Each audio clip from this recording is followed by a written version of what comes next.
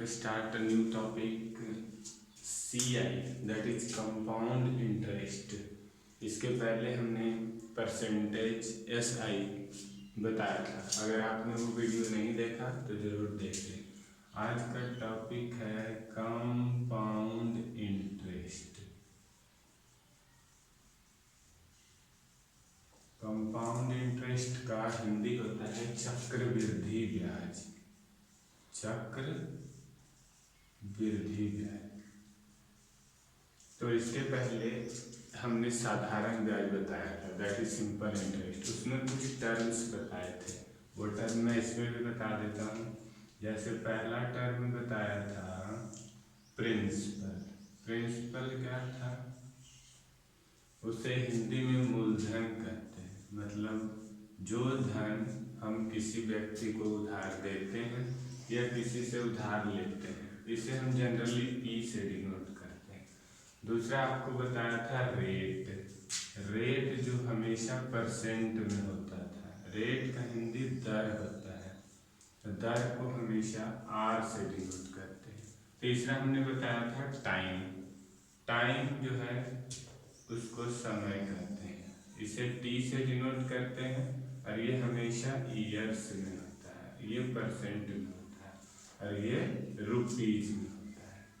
ठीक है, तो ये तीनों टर्म हमने आपको बताया था। अब जो है एक बताया था अमाउंट।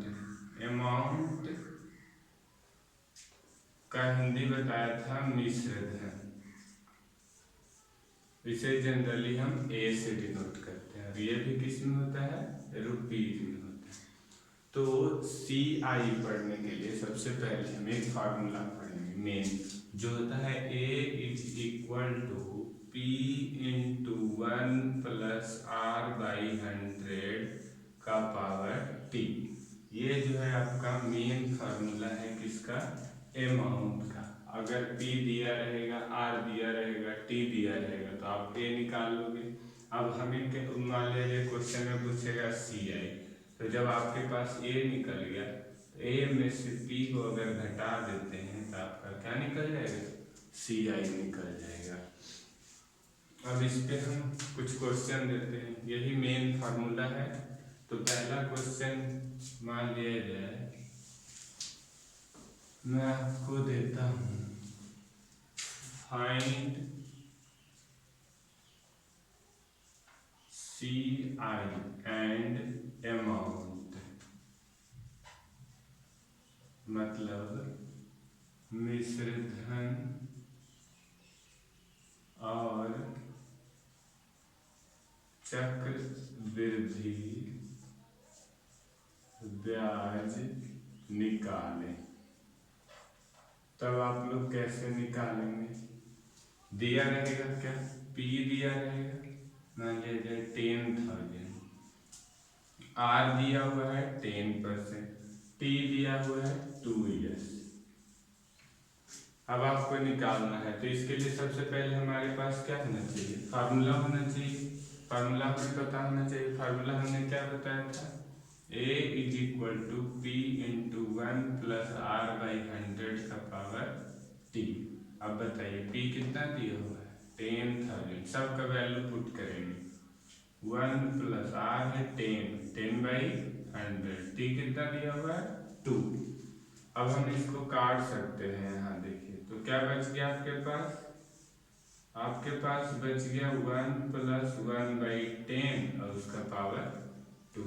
अब आप ब्रैकेट के अंदर पहले सॉल्व करेंगे, तो ब्रैकेट के अंदर इसके नीचे कुछ नहीं तो 1 और 10 हम एलसीएम ले सकते हैं। तो क्या आएगा आपके पास? 10 प्लस 1, तो 10,000। 10 प्लस 1 कितना हो जाता है आपका? 11/10 और उसका पावर कितना है? 2।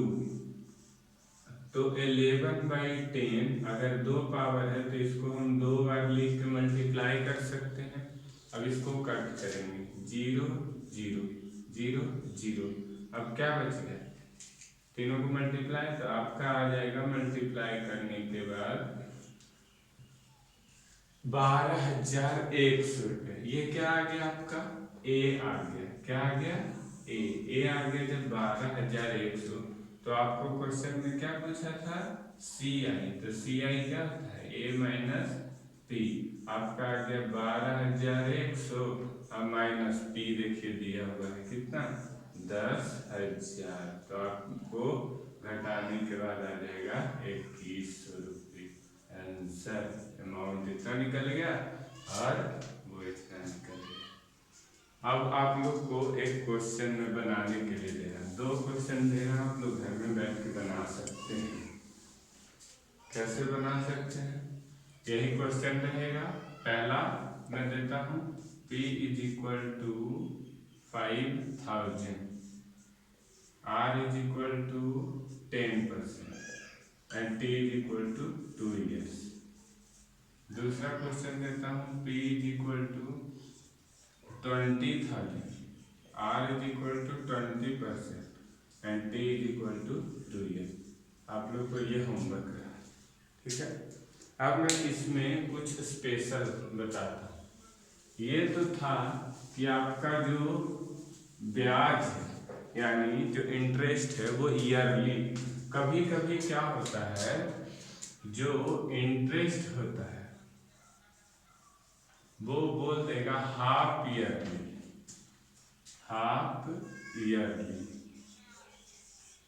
मतलब ब्याज अर्धवार्षिक हो, अर्धवार्षिक को ही हम छमाही कहते हैं।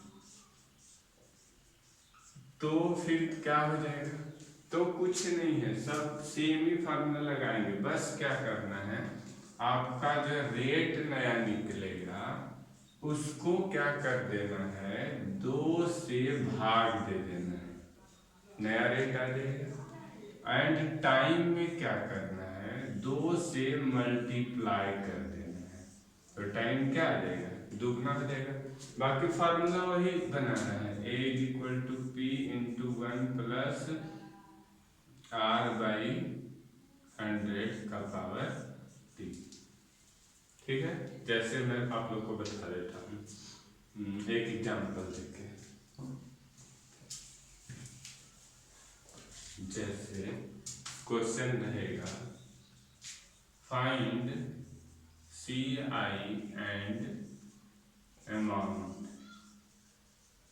If interest